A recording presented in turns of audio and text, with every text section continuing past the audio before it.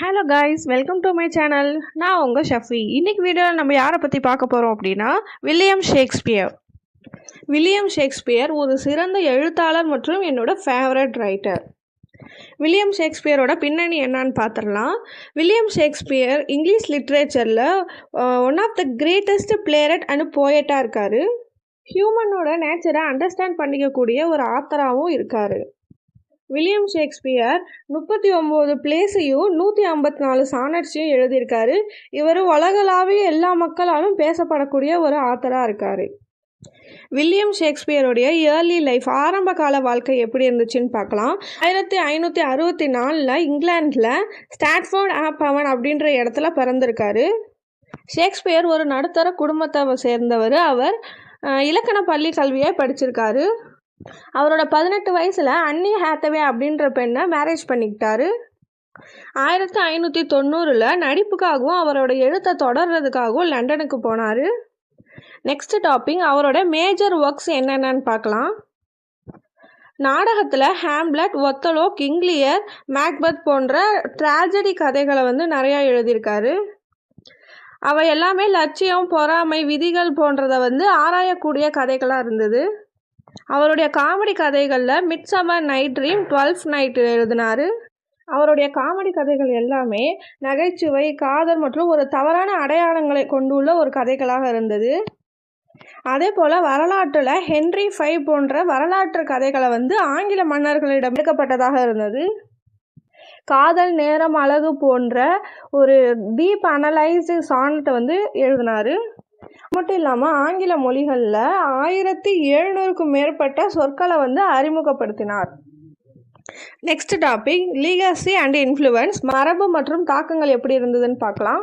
Shakespeare கொண்டு வந்த புதிய மொழியிலையும் ஒரு சிக்கலான கதாபாத்திரங்களையும் மற்றும் உலகளாகிய கருப்பொருளும் நாடகத்தை ஒரு உயர்ந்த நிலைக்கு கொண்டு போச்சு.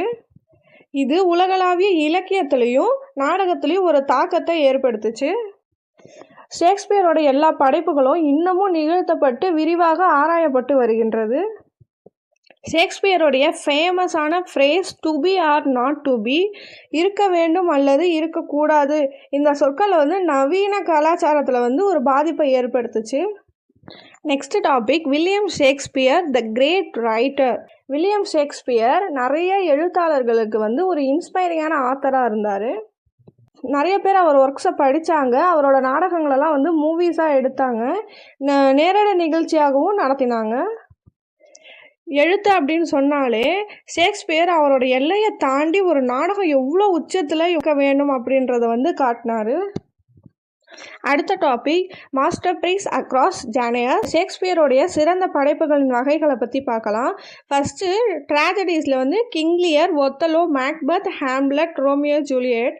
நகைச்சுவையில் a midsummer night dreams, much ado about nothing and 12th night. வரலாற்றில் ஹென்றி V பற்றியும் ரிச்சர்ட் III பற்றியும் எழுதியிருக்காரு. இது எதை ரிஃப்ளெக்ட் பண்ணுது அப்படின்னா பவர் அண்டு லீடர்ஷிப்பை ரிஃப்ளெக்ட் பண்ணுது. ரொமான்ஸ் அண்டு லேட் பிளேஸில் தி டெம்பஸ்டையும் த வின்டர்ஸ் டேலையும் எழுதியிருக்காரு. அடுத்த topic, the London years and theatrical rice. லண்டனில் இருந்தப்போ அவரோட நாடக எழுச்சி எப்படி இருந்ததுன்றதை பற்றி பார்க்கலாம்.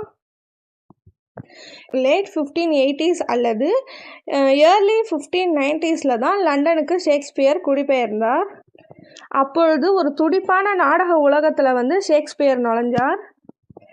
அங்கே போன சீக்கிரத்திலே அவர் ஒரு நாடகராகவும் நாடக ஆசிரியராகவும் உயர்ந்தார். லார்ட் சாம்பர்லைன் மென் அப்படின்ற ஒரு முக்கிய நடிப்பு நிறுவனத்தில் உறுப்பினரானார். இந்த காலத்தில் தான் அவரோட ஃபேமஸ் பிளேஸ்லாம் உருவானுச்சு. அவரோட ஃபேமஸ் பிளேஸ்லாம் என்னென்னு பார்த்தீங்கன்னா ஹாம்லெட்டு, மேக்பெத்து, அப்புறம் ரோமியோ ஜூலியட்.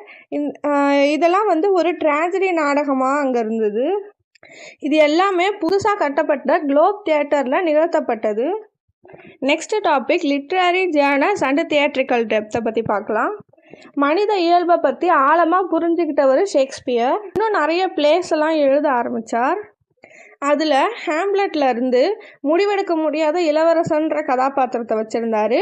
அதுக்கப்புறம் மேக்பெத்தில் அதிகார வெற்றி கொண்ட ராஜான்ற கதாபாத்திரத்தை வச்சுருந்தார். ரோமியோ ஜூலியட்டில் நட்சத்திர காதலர்கள்ன்ற கதாபாத்திரத்தையும் வச்சுருந்தார். அவருடைய எல்லா கதாபாத்திரமுமே அயாம்பிக் பென்டாமீட்டர் யூஸ் பண்ணி எழுதினார். அவரோட நாடகம் எல்லாமே காதல், பொறாமை, பழிவாங்குதல், அப்படி இல்லைன்னா மரணம், டெத்து, இதை பற்றி தான் வந்து நிறைய தான் எழுதப்பட்டிருந்தது. இந்த நாடகம் எல்லாமே அப்பையிலேருந்து இப்போ வரைக்குமே ஃபேமஸாக இருக்குது. எல்லாராலும் பேசப்படக்கூடிய, எல்லாராலும் படிக்கப்படக்கூடிய ஒரு நாடகங்களாக இருந்தது. இன்னும் நிறைய சொற்களை வந்து அவர் கண்டுபிடிச்சாரு. மொழியோட ஒரு தலை சிறந்த ஆளுமையை வந்து வெளிப்படுத்தினார். லாஸ்ட்டாக ஷேக்ஸ்பியருடைய கன்க்ளூஷன் பார்ட் பார்த்துடலாம்.